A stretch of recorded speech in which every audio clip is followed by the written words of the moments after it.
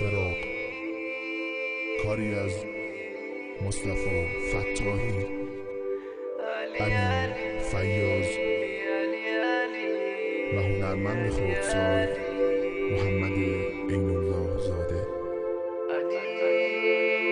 تنظیم از آرمین نصرتی.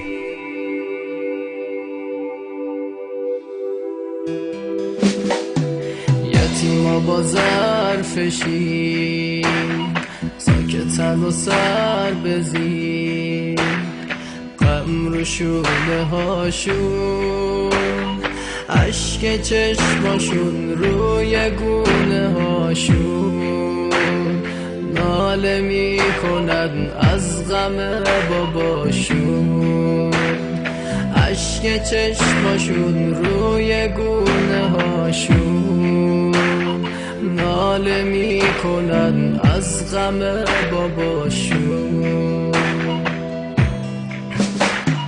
اون که شب میومد تک و تنها، روی شونش نون و خرما، حالا فهمیدن که کی بوده.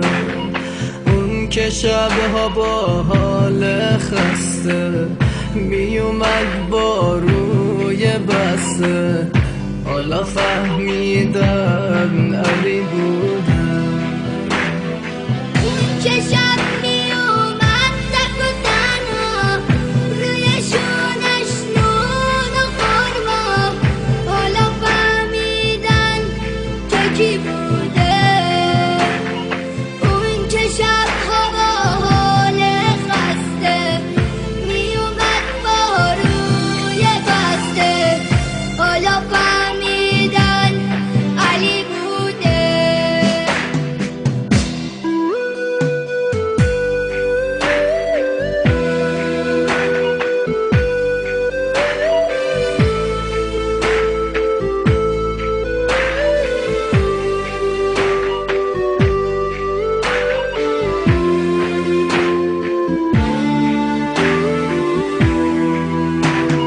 تیره شده آسمون، دل همه غرق خون، در دل خرابه چشمای گرسنه به راه بابا، از کسی به جز او غذا نمیخون، چشمای گرسنه به راه بابا، از کسی به جز او غذا نمیخواد.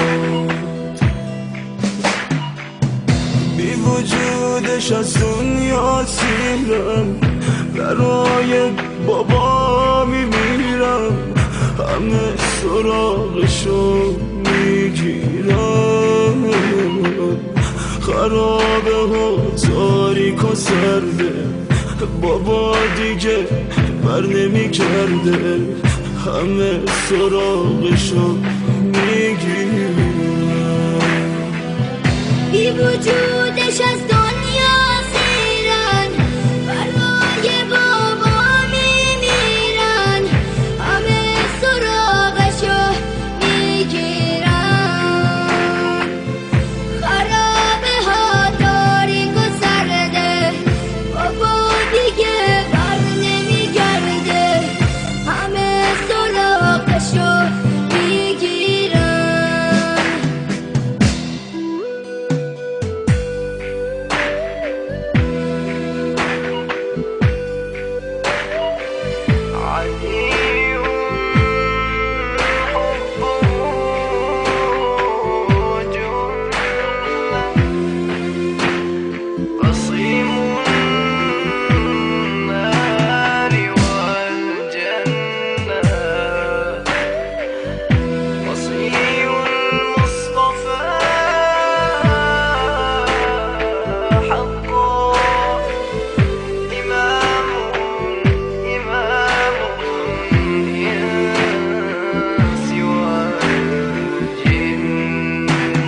دلم شده پر امید، شب وصالم رسید، شب مراده انقدر نکن گریه دختر من، عشق شوق تو چشمای تر من.